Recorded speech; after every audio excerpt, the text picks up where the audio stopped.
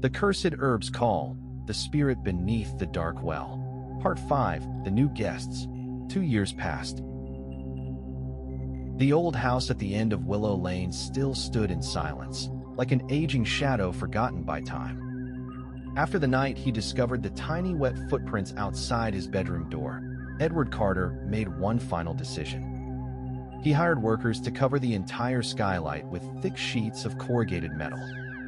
The opening that had once filled the house with warm sunlight was now buried beneath darkness. From that day forward, the house changed. During the day, it felt merely quiet, but after sunset, the long hallway seemed darker, colder, almost alive. Every now and then, Edward still heard strange sounds, the rolling of marbles, tiny footsteps racing through the hallway. Sometimes, the soft giggle of a child. He never told anyone. Instead, he quietly burned incense on the 1st and 15th day of every lunar month, and tried to live as though nothing had ever happened. One rainy afternoon at the beginning of the season, the narrow lane flooded beneath a heavy downpour. Edward was organizing tools inside his motorcycle repair shop when he noticed a young woman standing outside the gate. She looked to be in her mid-20s. Her faded clothes were soaked by the rain. In her arms was a little boy, no older than 18 months. The child was thin but remarkably adorable, with large, curious eyes. The woman spoke hesitantly. "Sir, may I ask you something?" Edward looked up. "What is it?" "My name is Lily. I came here looking for work, but I haven't found a place to stay." She lowered her head. "Someone told me you're kind enough to help people who have nowhere else to go." Her eyes filled with tears. "Could my son and I stay here for just a few days? Only until I find work." Edward looked at the mother and child. The little boy clung tightly to his mother's neck, exhausted from the rain. Without warning, another memory surfaced. Sarah, little Noah. The two souls who had died beneath his skylight. A heavy weight settled in his chest. He remained silent for a long time. Finally, he sighed. "All right. If you don't mind a small room, you can stay here for now." Lily's eyes lit up. "Really?" Edward nodded.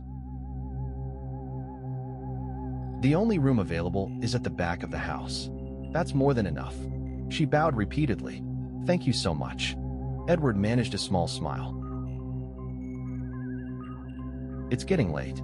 Come inside." The room Edward offered was near the very back of the house. It sat beside the skylight, now sealed beneath layers of steel. It had once been used for storage. Small, but clean. Lily placed her bag on the floor. "This is wonderful." Edward smiled politely, but the moment he opened the door, he stopped. A wave of icy air drifted from inside, far colder than it should have been. He glanced around. Everything looked perfectly normal, probably because no one had stayed here for years, he told himself.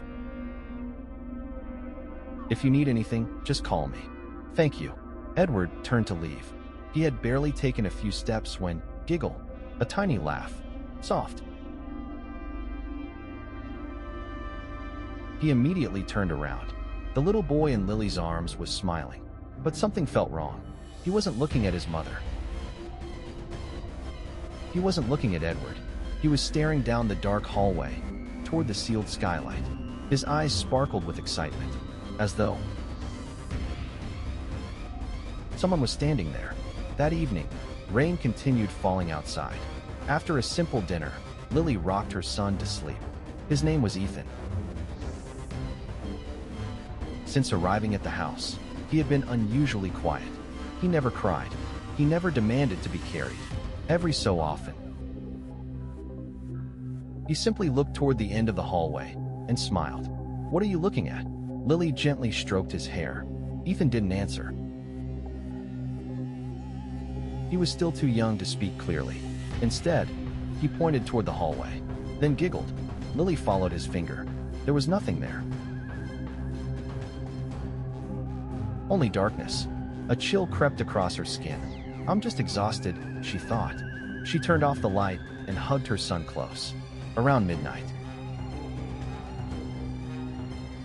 Lily suddenly woke. She wasn't sure why. Perhaps it was the cold, or perhaps the silence. She reached toward the other side of the bed. Empty. Her eyes flew open. Ethan, she sat upright. In the faint light spilling in from the hallway, the little boy was sitting on the floor.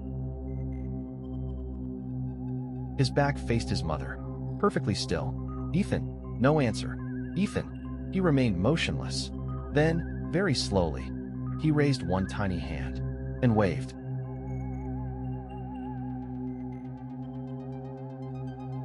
Toward the window, Lily felt every hair on her body stand on end.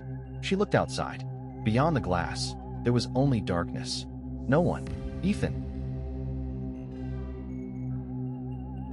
What are you doing? Only then did he turn around. He smiled, then placed a finger over his lips. Shoo. Lily froze. It was the clearest word she had ever heard him say. Who taught you that? He didn't answer. He simply looked back toward the window and giggled. Giggle, giggle.